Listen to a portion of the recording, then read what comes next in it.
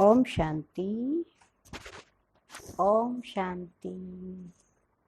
Om Shanti. Good morning. आज मीठे बाबा के 16/5/2020 के महावाक्य हैं। विशेष बाबा ने शिक्षा सावधानी दी कि हमारा स्वभाव संस्कार बहुत मीठा हो ना, क्योंकि जाना ही मीठी दुनिया में है, क्षीरखंड में जाना है तो स्वभाव को भी मीठा बनाना है। और उसमें थोड़ी भी अगर अपने अंदर लगता है हम नहीं कर सकते तो अपने से बड़ों को भी हम कह के उनसे सहयोग ले सकते हैं।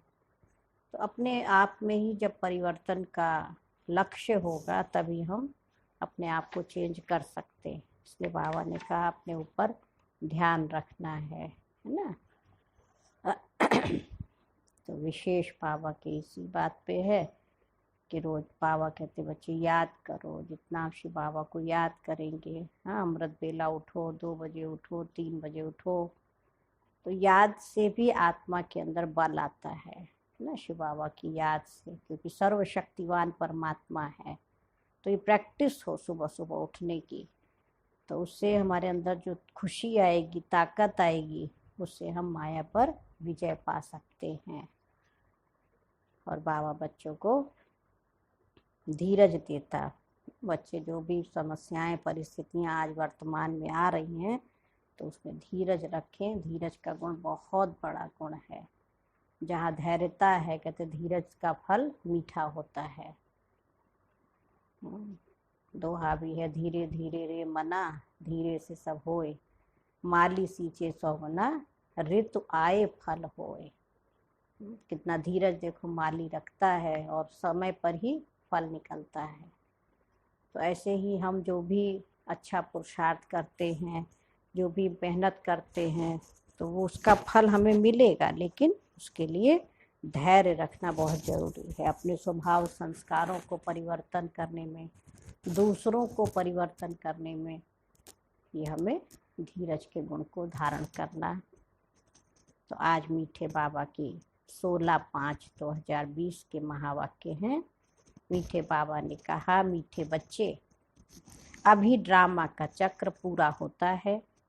तुम्हें क्षीरखंड बनकर नई दुनिया में आना है। वहाँ सब क्षीरखंड है और यहाँ लून पानी है। लून पानी माना ही खारा स्वभाव। सागर का पानी कोई नहीं पीता, मीठी नदियों का पानी पीते हैं, अमृत लगता है। तो स्वभाव भी मीठा हो, खारा नहीं। प्रश्न है, तुम त्रिनेत्री बच्चे किस नॉलेज को जानकर त्रिकालदर्शी बन गए हो? उत्तर है, तुम्हें अभी सारे वर्ल्ड की हिस्ट्री ज्योग्राफी की नॉलेज मिली है। सतयुग से लेकर कलयुग अंत तक की हिस्ट्री ज्योग्राफी तुम बच्चे जानते हो, है ना। वहाँ का इतिहास कैसा था, कैसे हम सब देवी देवता थे, और भूगोल ज्योग्राफी, वहाँ का वातावरण, वहाँ का क्लाइमेट, कितना सुंदर सदाबहारी मौसम, नाती गर्मी नाती ठंडी, तो इतना सुंदर वो सुहावना समय था। तो बाबा कह रहे, तुम्हें ज्ञान का तीसरा नेत्र मिला है कि आत्मा एक शरीर छोड़ दूसरा लेती है। संस्कार आत्मा में है। अब बाबा कहते, बच्चे नाम रूप से न्यारा बनो, अपने को आत्मा अशरीरी समझो। और आज का गीत है, धीरज धर मनवा, तेरे सुख के भरे दिन आएंगे। ओम शांति। कल्प कल्प बच्चों को कहा जाता है ना। और बच्चे जानते हैं, दिल होती है कि जल्दी जल्दी सतयुग हो जाए तो इस दुख से हम छूट जाएं। परंतु ड्रामा बहुत धीरे धीरे चलने वाला है। बाबा धीरज देते बच्चे, बाकी थोड़े रोज हैं। बड़ों बड़ों द्वारा भी आवाज़ सुनते रहेंगे। दुनिया बदलनी है। जो भी बड़े बड़े हैं, पोप जैसे, वो भी कहते दुनिया बदलने वाली है। समय दिखाई दे रहा ना।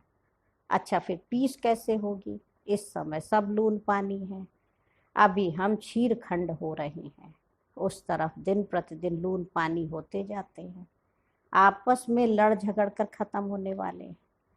तैयारियां हो रही हैं, है ना, यही तैयारियां चल रही हैं।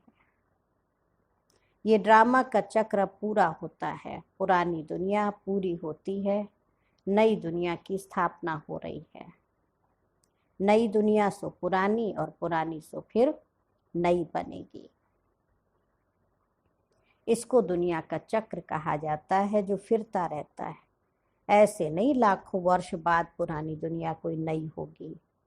बाबा कह रहे नहीं, तुम बच्चे अच्छी रीति जान चुके हो, भक्ति बिल्कुल ही अलग है। भक्ति का कनेक्शन रावण के साथ है ना। 5 विकारों के वशीभूत हम गलत भी करते आते और भटकते रहते। ज्ञान का कनेक्शन राम के साथ है, क्योंकि प्रीत बुद्धि भगवान से हो गए ना। तो ये तुम बच्चे अभी समझ रहे हो, अभी बाप को बुलाते भी हैं, हे पतित पावन आओ, आकर नई दुनिया स्थापन करो। नई दुनिया में जरूर सुख होता है। अब बच्चे छोटे अथवा बड़े सब जान गए हैं कि अभी घर चलना है, या नाटक पूरा होता है। हम फिर से सतयुग में जाएंगे, फिर 84 जन्मों का चक्र लगाना है। स्व आत्मा को दर्शन होता है ना। स्वदर्शन माना स्वयं का दर्शन होता है कि सृष्टि चक्र का अर्थात आत्मा को ज्ञान का तीसरा नेत्र मिला है। बाबा थर्ड आई दे रहा है ना, इसलिए तीसरा नेत्र भी कहाँ दिखाते हैं, तो मस्तक पे भ्रकुटी के बीच तो आत्मा बैठी है। देवियों को भी तीसरा नेत्र दिखाते वहीं ना। शिव जी को, शंकर जी को दिखाया तीसरा नेत्र खुला तो विनाश हो गया। तो वास्तव में विनाश कोई दुनिया का नहीं, लेकिन हमारे अपने अंदर के गंदे निगेटिव वेस्ट है ना, जो स्वभाव, संस्कार, सोच, उनको सबको उनका विनाश हो जाता है। पॉजिटिव आ जाता है तो अपने आप से बढ़िया हो जाता है ना, अच्छा सोचने लगते हैं। तो आत्मा ही एक शरीर छोड़कर दूसरा लेती है। संस्कार आत्मा में रहते हैं, आत्मा अविनाशी है। अब बाबा कहते बच्चे नाम रूप से न्यारा बनो, है ना। अपना नाम कितना अटेंशन रहता है, इतना देखो पक्का हो जाता है, जन्म से पक्का कर दिया। नींद में भी हो, कहीं ट्रेन में जा रहे, कोई आपका नाम ले ले, वो कहाँ है, वो लेटे हैं, देखो एकदम से अलर्ट हो जाते हैं। तो वो इस शरीर के ऊपर नाम है ना, तो उस नाम और रूप बाबा कह रहे सब कुछ भूल के उससे न्यारे बनो। अपने को अशरीरी समझो, देह नहीं समझो। यह भी जानते हो हम आधा कल्प से परमात्मा को याद करते आए हैं। इसमें जब जास्ती दुख होता है तब जास्ती याद करते हैं।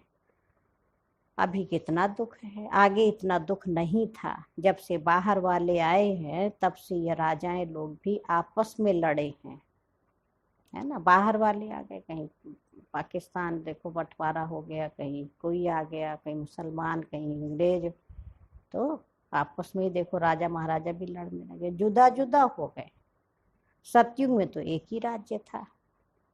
अभी हम सतयुग से लेकर कलयुग अंत तक हिस्ट्री ज्योग्राफी समझ रहे हैं। सतयुग त्रेता में एक ही राज्य था।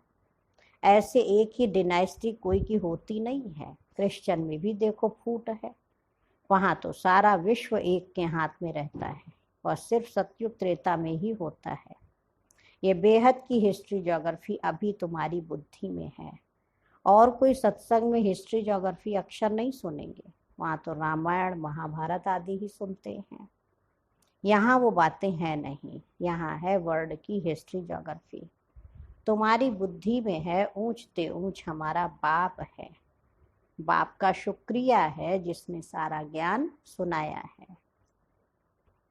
एक आत्माओं का झाड़ है, दूसरा मनुष्यों का झाड़ है ना। कल्प वृक्ष जो चित्र है ये मनुष्यों का, और परम धाम में देखें तो वो आत्माओं का झाड़ उल्टा कल्प वृक्ष है।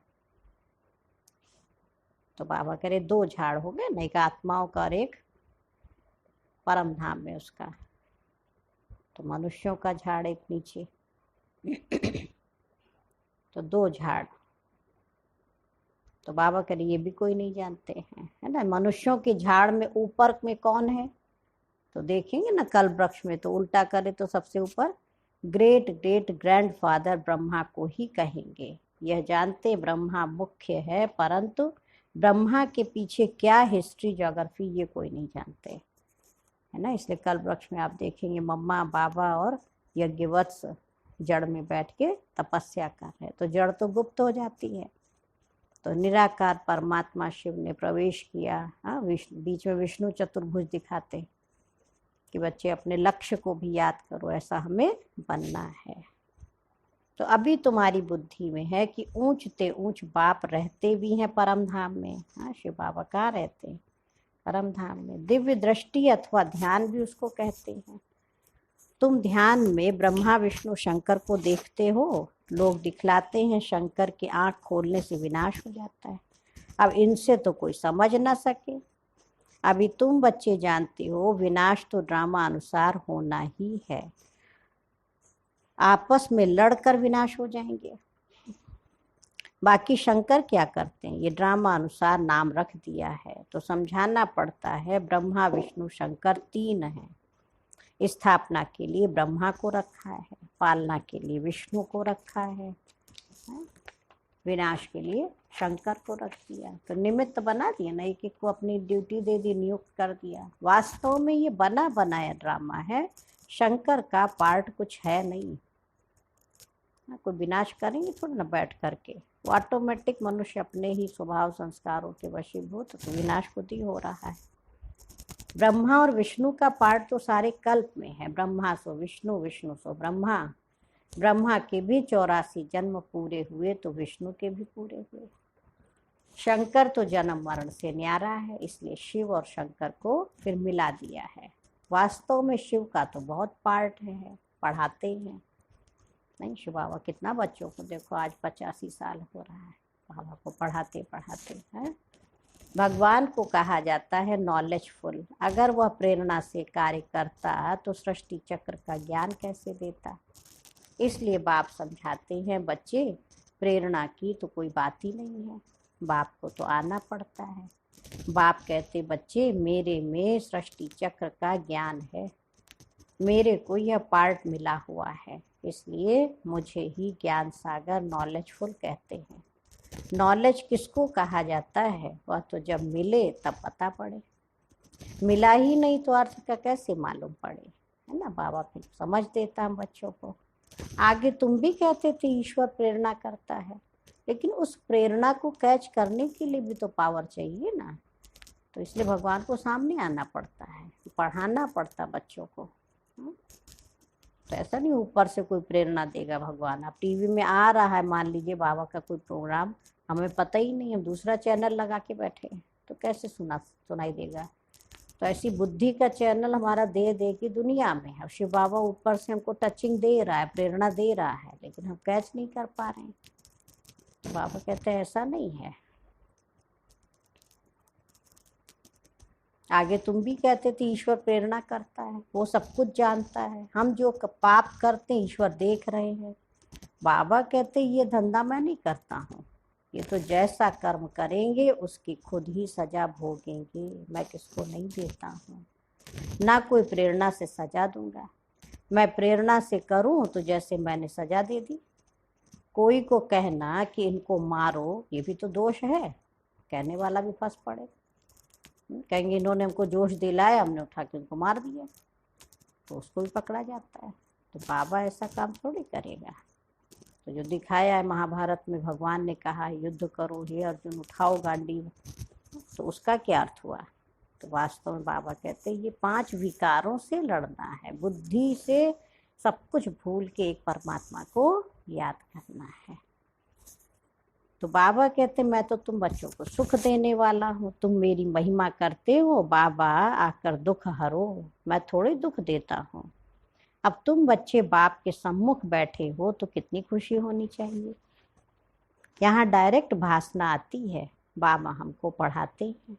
इनको मेला कहा जाता है। सेंटर्स पर तुम जाते हो, वहाँ कोई आत्माओं परमात्मा का मेला नहीं कहेंगे। आत्माओं परमात्मा का मेला यहाँ लगता है, यह भी तुम बच्चे जानते हो, मेला लगा हुआ है। बाप बच्चों के बीच में आए हैं, आत्माएं सब यहाँ हैं, आत्मा ही याद करती है कि बाप आए। यह सबसे अच्छा मेला है। बाप आकर सब आत्माओं को रावण राज्य से छुड़ा देते हैं। तो ये मेला अच्छा हुआ ना, जिससे मनुष्य पारस बुद्धि बनते हैं। उन मेलों पर तो मनुष्य मैले हो जाते हैं, पैसे बर्बाद करते रहते हैं। लेकिन मिलता कुछ भी नहीं है। उनको मायावी आसुरी मेला कहा जाएगा। यह है ईश्वरीय मेला। रात दिन का फर्क है। तुम भी आसुरी मेले में थे, अभी हो ईश्वरीय मेले में। कहाँ पहुंच गए? तुम ही जानते हो बाबा आया हुआ है। सब जान जाएं तो पता नहीं कितनी भीड़ हो जाए।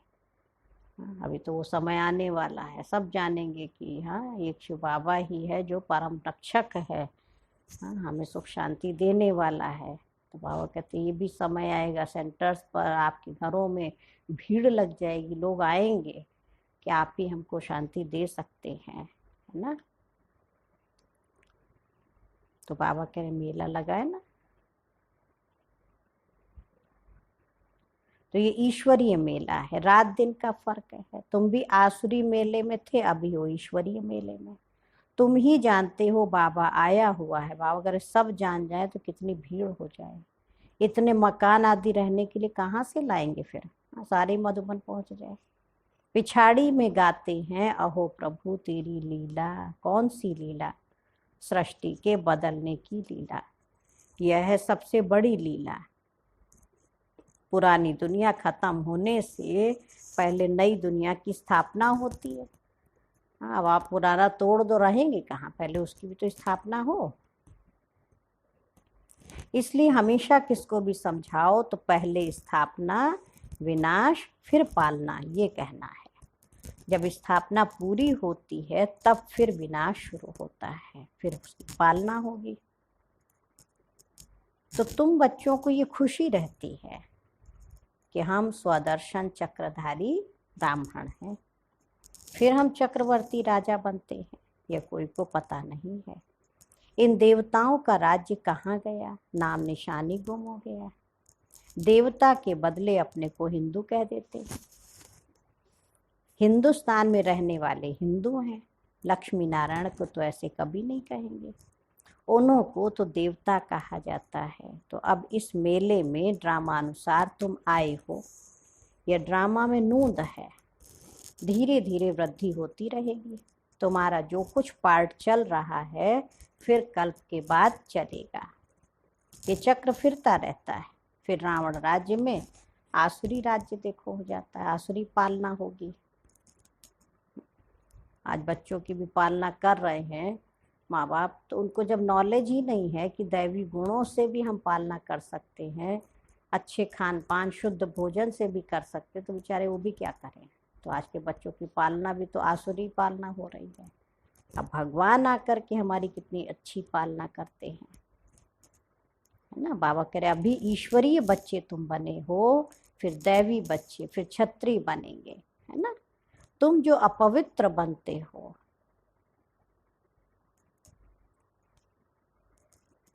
ऊपर पॉइंट थी, 1 मिनट। बाबा कह रहे ये भी कोई को पता नहीं है कि इन देवताओं का राज्य कहाँ गया, नाम निशानी गुम हो गया।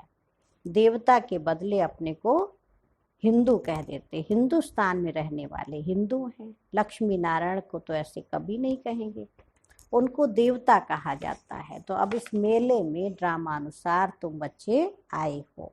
ये ड्रामा में नूंद है, धीरे धीरे वृद्धि को होती रहेगी। तुम्हारा जो कुछ पार्ट चल रहा है कल बाद फिर चलेगा।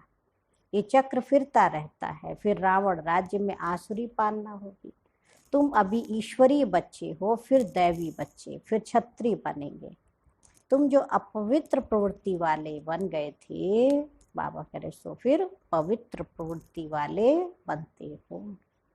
प्रवृत्ति माना घर परिवार, है ना, उसमें जो रहते हैं। साधु सन्यासी घर परिवार छोड़ देते तो उनको कहते हैं निवृत्ति मार्ग। तो ये है पवित्र प्रवृत्ति मार्ग है। तो ये भी दैवी गुण वाले मनुष्य, देवी देवताएं। बाकी इतनी भुजाएं आदि दे दी हैं, विष्णु कौन है ये कोई बता ना सके। महालक्ष्मी की भी पूजा करते हैं, नहीं उनको भी 4 भुजा दिखा दिया। अब जगत अम्बा से कभी धन नहीं मांगते हैं। धन जास्ती गया तो मिल भी गया तो कहेंगे लक्ष्मी की पूजा की इसलिए उसने भंडारा भर दिया ना। यहाँ तो तुम जगत अम्बा से पा रहे हो। परमपिता परमात्मा शिव द्वारा देने वाला वह है। है ना। लक्ष्मी जी नहीं दे रही, लक्ष्मी जी के थ्रू शिव बाबा दे रहा है। तुम बच्चे बाप दादा से भी लकी हो, क्या बाबा ने कह दिया है, बाप दादा से भी तुम बच्चे लकी हो। देखो जगदम्बा का कितना मेला लगता है, ब्रह्मा का इतना नहीं लगता है, तो बच्चे लकी हुए ना। ब्रह्मा को तो एक ही जगह बिठा दिया, अजमेर में बड़ा मंदिर है, देवियों के मंदिर तो बहुत हैं, क्योंकि इस समय तुम्हारी महिमा बहुत है ना। तो बच्चों की महिमा, तो बच्चों के मंदिर भी बहुत बना दिए। तुम भारत की सेवा करते हो, पूजा भी तुम्हारी जास्ती होती है, तुम लकी हो। जगत अम्बा के लिए ऐसे कभी नहीं कहेंगे कि वह सर्वव्यापी है, तुम्हारी महिमा होती रहती है। ब्रह्मा विष्णु शंकर को भी सर्वव्यापी नहीं कहते हैं, और लेकिन शिव बाबा को, परमात्मा को क्या कहेंगे, कण कण में है। बाबा करे और किसकी भी इतनी ग्लानी नहीं किया है, मुझे कह देते कण कण में है, कितनी ग्लानी करते हैं। हाँ, कंकड़ पत्थर सब में भगवान है, तो डिफेम किया ना भगवान को, कितना ग्लानी किया उनकी। तुम्हारी मैं कितनी महिमा बढ़ाता हूँ, भारत माता की जय कहते हैं। भारत माता तो तुम हो ना, धरनी नहीं। धरनी आदि तो जो अब तमो प्रधान है, तो महिमा किसकी है, भारत में रहने वाली माताओं की, इसलिए कहते भारत माताओं की जय। तो सतयुग में सतो प्रधान हो जाती है, अभी तमो प्रधान हो गई देखो प्रकृति, इसलिए कहते देवताओं के पैर पतित दुनिया में नहीं आते हैं, जब सतो प्रधान धरनी होती है तब आते हैं। अभी तुमको सतो प्रधान बनना है। श्रीमत पर चलते बाप को याद करते रहेंगे तो ऊंच पद पाएंगे, ये ख्याल रखना है। याद करेंगे तो विकर्म विनाश होंगे, श्रीमत मिलती रहती है। सतयुग में तुम्हारी आत्मा पवित्र कंचन हो जाती है, तो शरीर भी कंचन मिलता है। सोने में खाद पड़ती है तो फिर जेवर भी ऐसा बनता है। आत्मा झूठी तो शरीर भी झूठा, खाद पड़ने से सोने का मूल्य कम हो जाता है। तुम्हारा मूल्य अभी तो कुछ भी नहीं है। आज मनुष्य की वैल्यू क्या रह गई देखो, और ही एकदम गिरा दी है माया 5 विकारों ने। पहले तुम विश्व के मालिक 24 कैरेट थे, अभी 9 कैरेट कहेंगे। यह बाप बच्चों से रो रिहान करते हैं, बच्चों को बैठकर बहलाते हैं, जो तुम सुनते सुनते चेंज हो जाते हो, है ना। बाबा के रोज मीठे मीठे महावाक्य सुनते सुनते आत्मा कितना परिवर्तन हो जाती, खुद को भी नहीं पता चलता कि हमारे अंदर इतना चेंज आ गया। दूसरे देखते तो कहते आप तो बहुत बदल गए। तो मनुष्य से देवता बन जाते, इतना बाबा चेंज कर देता है। वहाँ हीरे जवाहरातों के महल होंगे, स्वर्ग तो फिर क्या, वाह। हाँ, बाबा करे वहाँ के शूबी रस आदि भी तुम पी कर आते हो। दादियाँ जाती थी ना, बहुत बच्चे देखो वहाँ साक्षात्कार करते थे, ट्रांस का अनुभव। तो बाबा मीठा शूबी रस पिलाता था, वैरायटी फलों का। तो बाबा अगर तुम पी कर आते थे ना, वहाँ के फल ही इतने बड़े बड़े होते हैं, यहाँ तो मिल भी ना सके। सूक्ष्म वतन में तो कुछ है नहीं, अभी तुम प्रैक्टिकल में जाते हो। ये है आत्मा और परमात्मा का मेला, इनसे तुम उज्जवल बन जाते हो। तुम बच्चे जब यहाँ आते हो तो फ्री हो, है ना। मधुबन जाते हैं तो फ्री है, घर बार धंधे आदि का कोई फुरना नहीं है। तो यहाँ तुमको याद की यात्रा में रहने का चांस अच्छा है। वहाँ तो घर घाट आदि याद आता रहेगा, यहाँ तो कुछ है नहीं। रात को 2 बजे उठकर यहाँ बैठ जाओ, सेंटर्स पर तो रात को तुम जा नहीं सकते। और मधुबन में है तो 2 बजे उठो, 3 बजे उठो, है ना। यहाँ तो सहज है, शिव बाबा की याद में आकर बैठो और कोई याद ना आए, यहाँ तुमको मदद भी मिलेगी। सवेरे जल्दी सो जाओ, है ना। सवेरे सोना माना जल्दी सो जाओ, फिर सवेरे उठो, जल्दी सो जल्दी उठो। 3 से 5 बजे तक आकर बैठो, काफ़ी अच्छा टाइम है ना। रात भर सो लिए, आत्मा एकदम, शरीर की थकान भी दूर हो गई, फ्रेश है। बाबा भी आ जाएंगे, बच्चे खुश होंगे। बाबा है योग सिखलाने वाला, ये भी सीखने वाला है, तो दोनों बाप और दादा आ जाएंगे। फिर यहाँ और वहाँ योग में बैठने के फ़र्क का भी पता पड़ेगा, है ना। अपने घरों में करते हैं, सेंटर्स पे करते हैं, तो और मधुबन में करते तो फर्क तो बहुत है। यहाँ तो कुछ भी याद नहीं पड़ेगा, इसमें फायदा बहुत है। बाबा राय देते हैं ये बहुत अच्छा हो सकता है। अब देखें बच्चे उठ सकते हैं, बाबा चैलेंज कर रहा है, बच्चे उठ सकते 3 से 5 बैठे योग करें। कईयों को सवेरे उठने का अभ्यास है ना, कई नहीं उठ पाते तो बाबा इसलिए उनको उमंग देता, बच्चे उठ के दिखाओ। हाँ, तो अभी सबको उठना है। जो नहीं उठ पाते हैं तो सुबह सुबह संकल्प रात से ही करके सोए, हमें सुबह अमृत बेला बाबा से बातें करनी है। भगवान विशेष मेरे लिए सुबह सुबह आ रहा है, हमें शक्ति भरने, हमारे अंदर दुआएं देने, हमें बल देने, खुशियाँ देने। कितने खजाने भगवान बांटेगा सुबह सुबह। तो बाबा कह रहे कईयों को सवेरे उठने का अभ्यास होता है ना, तुम्हारा संन्यास है 5 विकारों का और वैराग्य है सारी पुरानी दुनिया से। अच्छा, मीठे मीठे सिक्की लधे बच्चों प्रति माता पिता बाप दादा का याद प्यार और गुड मॉर्निंग। रूहानी बाप की रूहानी बच्चों को नमस्ते। हम रूहानी बच्चों की माता पिता बाप दादा को याद प्यार नमस्ते और गुड मॉर्निंग। शुक्रिया बाबा, शुक्रिया, बेहद दिल से शुक्रिया। फिर आज मुरली का धारणा के लिए मुख्य सार है। फर्स्ट पॉइंट है, अभी सृष्टि बदलने की लीला चल रही है, इसलिए स्वयं को बदलना है, क्षीर खंड होकर रहना है। सेकंड पॉइंट है, सवेरे उठकर एक बाप की याद में बैठना है। उस समय और कोई भी याद ना आए, पुरानी दुनिया से बेहद का वैरागी बन 5 विकारों का संन्यास करना है। आज का वरदान है, किनारा करने के बजाय हर पल बाप का सहारा अनुभव करने वाले। हमें किसी से भी किनारा नहीं करना है ना, बल्कि उसमें रहते हुए हर पल बाप का सहारा अनुभव करने वाले निश्चय बुद्धि विजयी भव। स्पष्टीकरण है, विजयी भव की वरदानी आत्मा हर पल स्वयं को सहारे के नीचे अनुभव करती है।